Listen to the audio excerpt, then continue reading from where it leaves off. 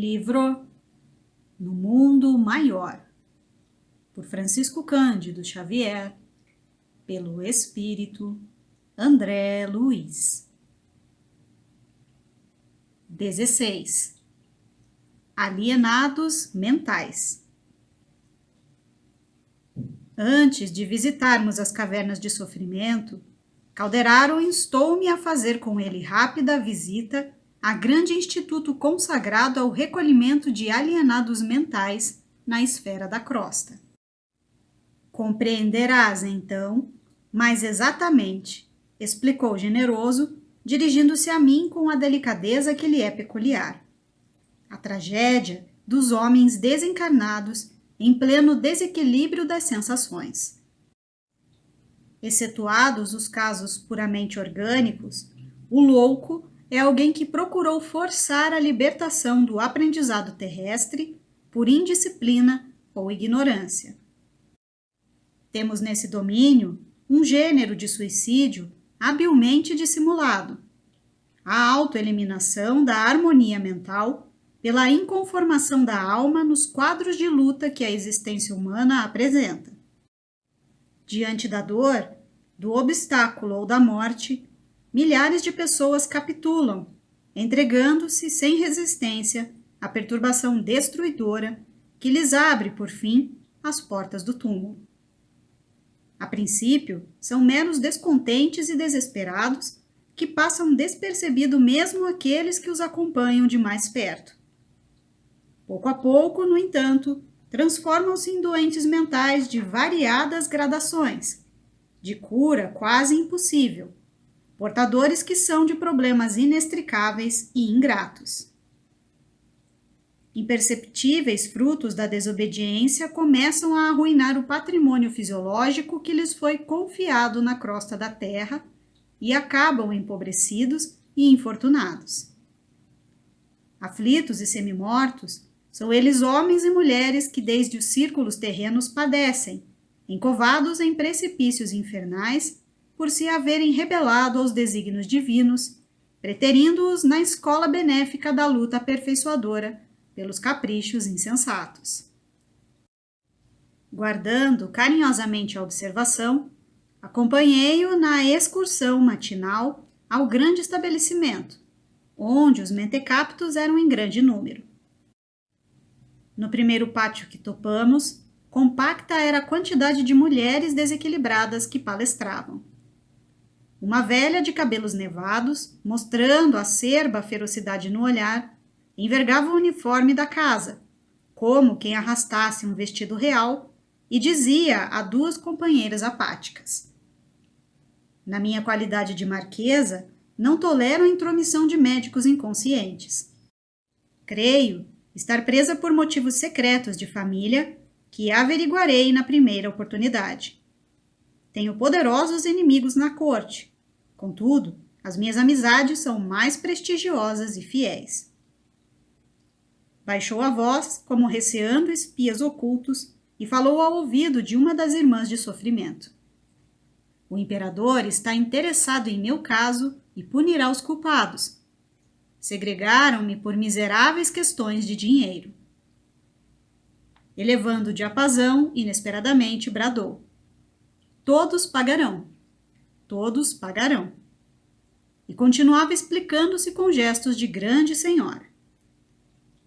Compungia-me observar a promiscuidade entre as enfermas encarnadas e as entidades infelizes que ali se acotovelavam. Preso ainda ao meu antigo veso de curiosidade, tentei estacar, a fim de ouvir a demente até o fim, mas o assistente deu-se pressa em considerar. Não nos detenhamos. Infelizmente, atravessamos vasta galeria de padecimento expiatório, onde nossos recursos socorristas não ofereceriam vantagens imediatas. Aqui, quase todos os alienados são criaturas que abdicaram a realidade, atendo-se às circunstâncias do passado sem mais razão de ser. Essa desventurada irmã já possuiu títulos de nobreza em existência anterior. Perpetuou clamorosas faltas, dando expansão às energias cegas do orgulho e da vaidade. renascendo em aprendizado humilde para o reajustamento imprescindível, alarmou-se ante as primeiras provações mais rudes da correção benfeitora. Reagiu contra os resultados da própria sementeira. Entregou o invólucro físico ao curso de ocorrências nefastas e, por fim, situou-se mentalmente em zonas mais baixas da personalidade, passando a residir, em pensamento, no pretérito de mentiras brilhantes.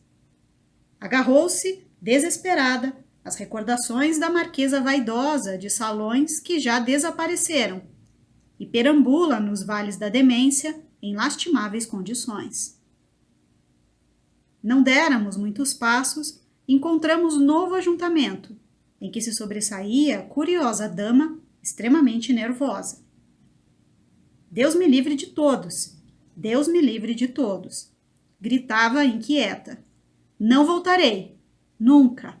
Nunca!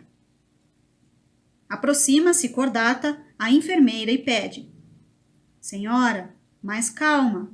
É seu marido que vem à visita. Vamos ao guarda-roupa. E sorrindo, não se sente feliz? Jamais! Bradava a demente com espantoso semblante de angústia. Não quero vê-lo. Odeio, odeio, com tudo que lhe pertence.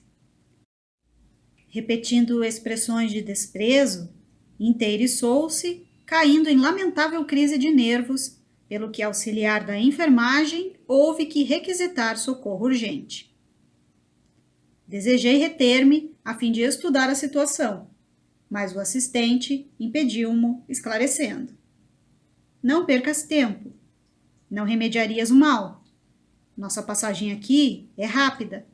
Recomendo apenas anotes o refúgio de todos os que se esquecem dos deveres presentes, pretendendo escapar aos imperativos da realidade educadora. Modificou a inflexão da voz e prosseguiu. Não asseguramos que todos os casos do hospício se relacionem exclusivamente com esse fator. Muita gente atravessa esse pavoroso túnel, premida por exigências da prova retificadora. É, no entanto, forçoso reconhecer que a maioria encetou o pungitivo drama em si mesmo. São irmãos nossos, revoltados ante os desígnios superiores que os conduziram a recapitular ensinamentos difíceis, qual o de se reaproximarem de velhos inimigos por intermédio de laços consanguíneos, ou de enfrentarem obstáculos aparentemente insuperáveis. Para que se efetue a jornada iluminativa do espírito, é indispensável deslocar a mente, revolver as ideias, renovar as concepções e modificar, invariavelmente, para o bem maior, o modo íntimo de ser, tal qual procedemos com o solo na revivificação da lavoura produtiva ou com qualquer instituto humano em reestruturação para o progresso geral. Negando-se, porém, a alma a receber o auxílio divino, através dos processos de transformação incessante que lhes são oferecidos, em seu benefício próprio, pelas diferentes situações de que os dias se compõem no aprendizado carnal, recolhe-se à margem da estrada, criando paisagens perturbadoras com desejos injustificáveis. Quase podemos afirmar que 90 em 100 dos casos de loucura, excetuados aqueles que se originam na incursão microbiana sobre a matéria cinzenta, começam nas consequências das faltas graves que praticamos, com a impaciência ou com a tristeza, isto é, por intermédio de atitudes mentais que imprimem deploráveis reflexos ao caminho daqueles que as acolhem e alimentam. Instaladas essas forças desequilibrantes no campo íntimo, inicia-se a desintegração da harmonia mental. Esta, por vezes, perdura, não só numa existência, mas em várias delas, até que o interessado se disponha com fidelidade a valer-se das bênçãos divinas que o aljofram para restabelecer a tranquilidade e a capacidade de renovação que lhes são inerentes à individualidade, em abençoado serviço evolutivo. Pela rebeldia, a alma responsável pode encaminhar-se para muitos crimes, a cujos resultados nefastos se cativa indefinidamente e, pelo desânimo, é propensa a cair nos despenhadeiros da inércia, com fatal atraso nas edificações que lhe cabe providenciar.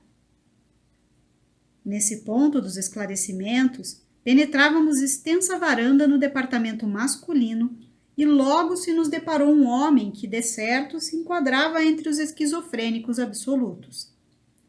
Rodeavam-no algumas entidades de sombrio aspecto. Semelhava-se o doente a perfeito autômato, sob o guante de tais companheiros.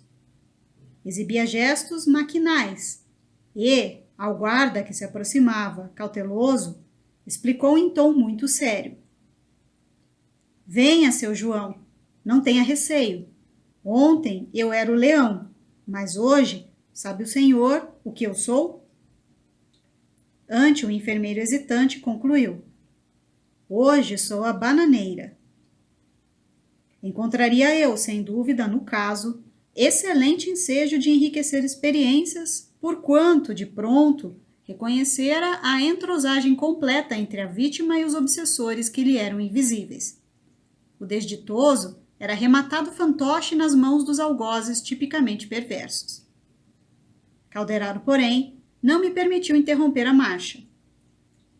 O processo de desequilíbrio está consumado, informou, e não encontrarias possibilidade de recompor-lhe, em serviço rápido, as energias mentais centralizadas na região inferior.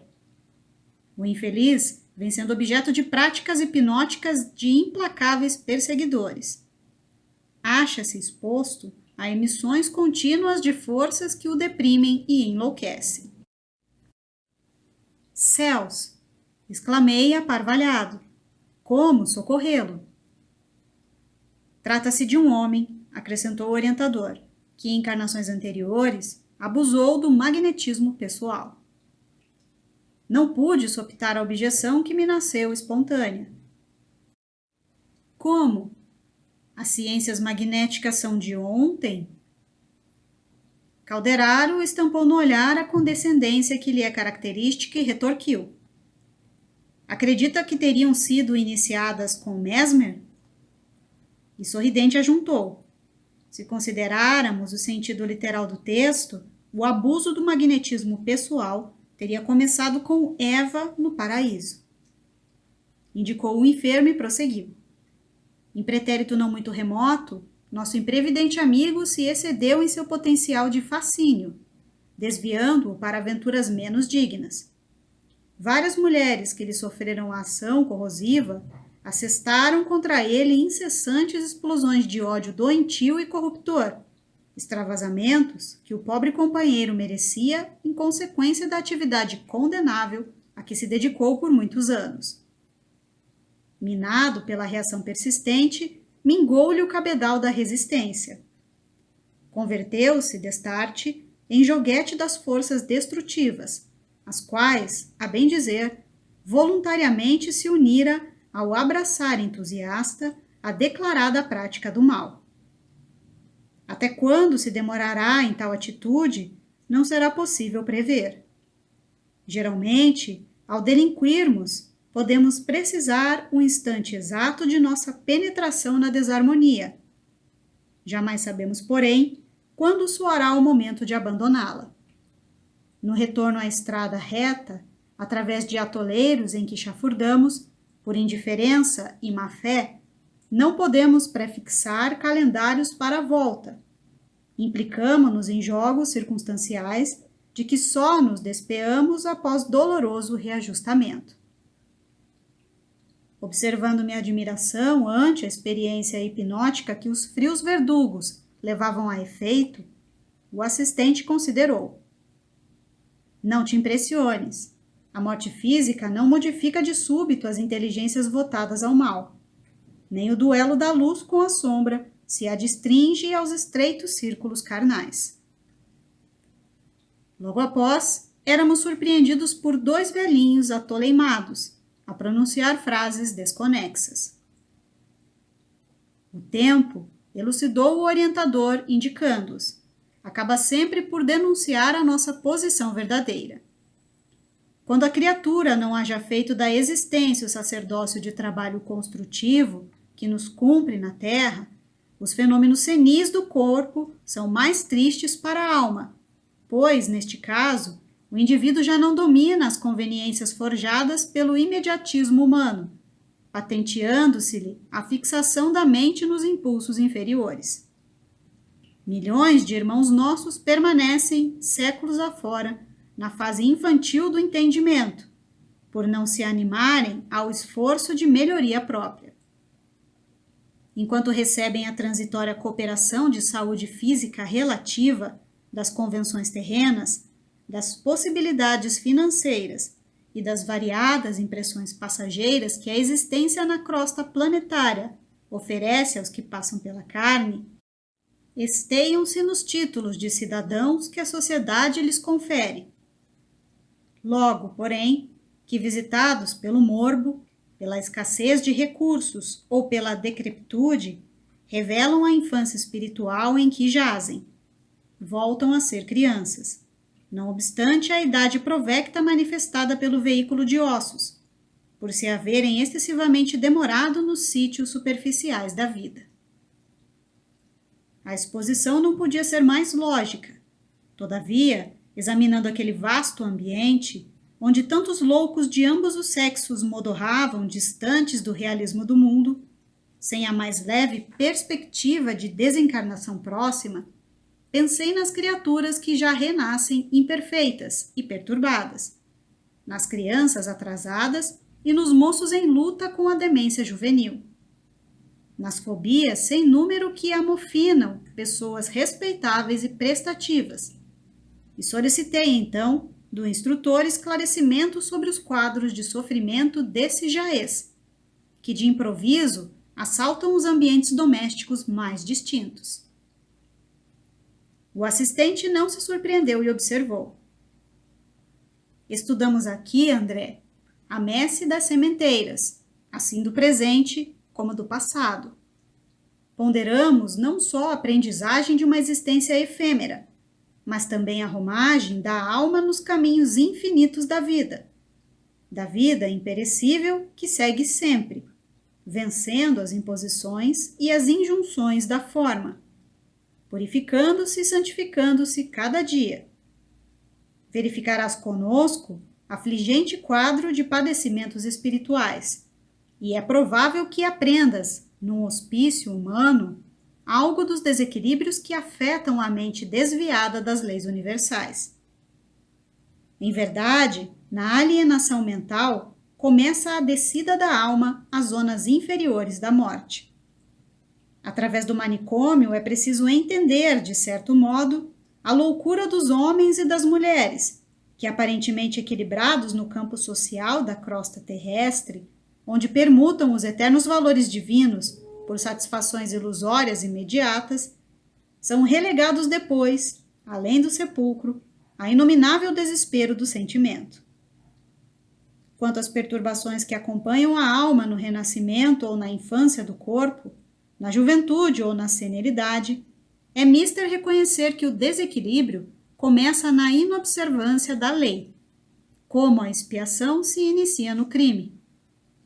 Adotada conduta em desacordo com a realidade, encontra o espírito, invariavelmente, em todos os círculos onde se veja, os efeitos da própria ação. Seja nos mecanismos da hereditariedade fisiológica, seja fora da sua influência. A mente, encarnada ou não, revela-se na colheita do que haja semeado, no campo de evolução do esforço comum, no monte da elevação pela prática do sumo bem, ou no vale expiatório pelo exercício do mal. O assistente, que se dispunha a retirar-se, fitou-me demoradamente e rematou.